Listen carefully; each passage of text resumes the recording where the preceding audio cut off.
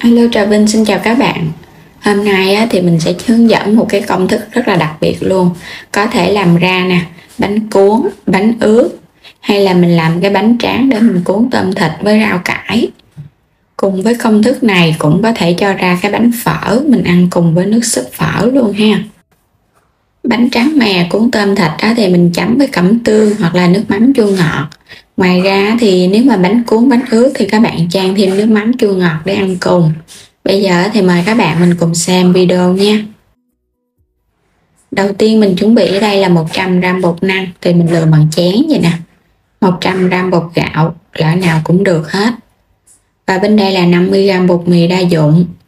Tổng lượng bột mình dùng là 250g ha.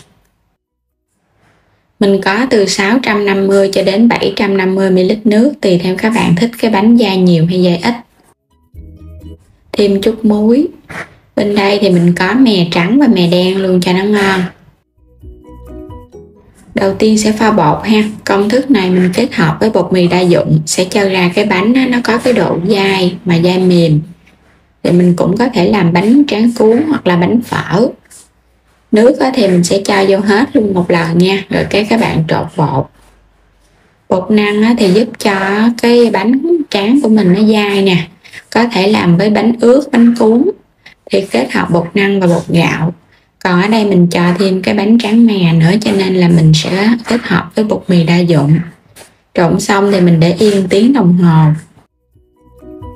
Bây giờ đi chuẩn bị đến phần rau để chút nữa mình cuốn. Rau ở đây mình có cải salad lụa, mình có thêm rau thơm các loại nữa. Rửa sạch xong thì các bạn xắt nhỏ nhỏ ra ha. Mình trộn cho nó đều một chút nữa các bạn cuốn vào bánh tráng nó sẽ đều hơn thay vì mình để nguyên cọng. Xắt ra hết tất cả xong rồi cái mình để qua bên cái dĩa để chút nữa mình cuốn cái là nó nhanh. Có bắp cải tím ha, bóp muối sơ rồi cái mình ngâm giấm đường để chút ăn cùng cho nó ngon ha, chua chua ngọt ngọt. Thịt thì mình luộc cho nó chín xong rồi cái mình xắt lát mỏng. Phần thịt này thì các bạn có thể dùng ba rọi hoặc là thịt đùi tùy theo ý thích Có thêm tép luộc chín rồi cái lột phần vỏ mình bỏ đi và để chung vô thịt một chút nữa mình cuốn luôn. Quay trở lại phần bột mình để yên tiếng đồng hồ. Bây giờ các bạn sẽ chắc hết các nước ở trong ở trên mình bỏ đi nha. Cái nước này là lọc bỏ cái tạp chất nè, bụi bặm thì mình sẽ bỏ đi cái phần này. Bỏ đi bao nhiêu thì các bạn sẽ bù lại bao nhiêu nước nha. Rồi mình thêm vào đây muỗng canh dầu ăn, cho muối và thêm mè vô luôn. Trộn thật là đều lên. Nếu mà các bạn có thời gian nhiều thì mình lọc 2 nước là cái bột của mình nó dai ngon lắm mà nó không có bị hao mùi bột nữa. Quét sơ một lớp dầu làm nóng chảo. Rồi mình sẽ cho bột vô. Đây là mình làm cái bánh này nó sẽ hơi dày nha. Mình cho 2 giá bột luôn. Rồi đậy nắp lại chờ một chút xíu. Mình chờ một chút thì khoảng 1 phút Cái bánh đầu tiên thì cái hơi nước nó chưa có được nhiều ở trên cái nắp cho nên là cái bánh nó không có được bóng ngon. Rồi bây giờ mình sẽ dùng cái màng bọc úp vô trong cái sửng hấp vậy nè. Các bạn úp nó ra dễ lắm. Tiếp tục từ cái bánh thứ hai bắt đầu cái bánh của mình nó sẽ ẩm và nó ngon giống như là mình tráng bằng cái nồi hơi vậy đó. Nó không có bị khô cái bánh đâu. Cứ đậy lại và chờ một chút. Quay qua đây mình sẽ úp ngược nó xuống nè. Và các bạn nhớ thoa dầu ăn ha. Mỗi một cái bánh thì mình quét sơ một lớp mỏng dầu để hai chồng lên nhau nó không có dính. Tiếp theo mình sẽ lấy cái bánh này ra. Bánh rất là bóng mềm nè ha. Nhìn nó ngon. Làm xong hết rồi nè. Thì cái lượng công thức này mình làm được khoảng 20 cái bánh cái bánh dày nha. Còn nếu mà các bạn đổ cái bánh nó mỏng hơn có thể tăng thêm nhiều bánh. Dày ngon nè, bóng và mềm, có độ dai mềm chứ không phải là nó dai nhiều quá. Bánh này thì là mình làm đặc biệt là cái bánh cuốn với tôm thịt, bánh tráng cuốn. Còn nếu mà các bạn không có làm bánh tráng cuốn á, thì mình cứ để yên vậy, xắt ra lát mỏng mỏng để mình làm cái bánh ướt. Công thức này á thì mình làm chung cho tất cả các loại bánh luôn, bánh cuốn cũng được nè ha. Đây là thịt heo quay nè, mình có cho thêm ăn cùng. Các bạn không có thì khỏi cho, mình cho thịt luộc và tép cũng được ha. Mình có nhà có thịt quay cho nên cho vô luôn, cuốn chung vô ăn cho nó ngon.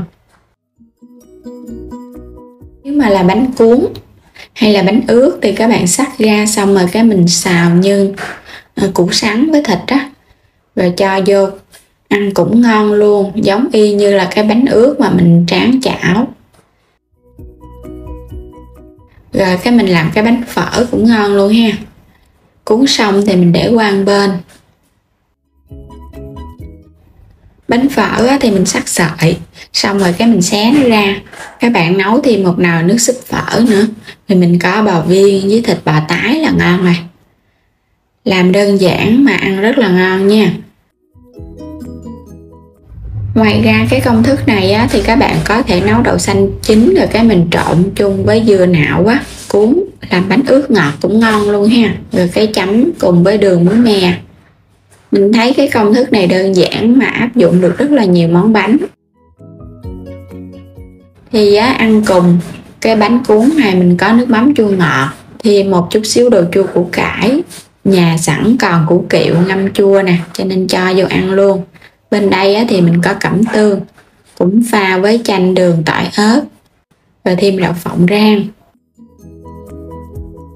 Mình cho ra dĩa, ăn theo cái kiểu bánh ướt ha, cũng cho thịt lên rồi tép lên, xắt thêm một ít rau cải nhỏ nữa.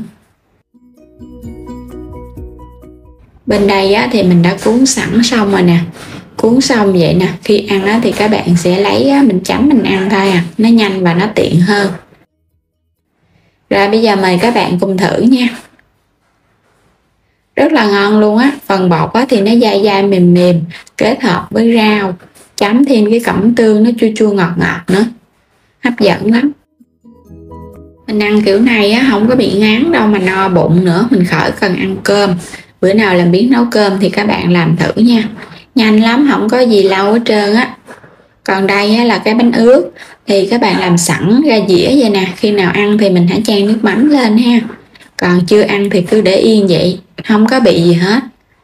Đến đây á, mình chúc các bạn ngon miệng với món bánh tráng cuốn đặc biệt này, có thể áp dụng nhiều loại cho nhiều món ăn khác nhau. Bây giờ thì xin chào và hẹn gặp lại các bạn ở những video tiếp theo. Nếu như chưa đăng ký kênh thì vui lòng đăng ký kênh ủng hộ mình nha.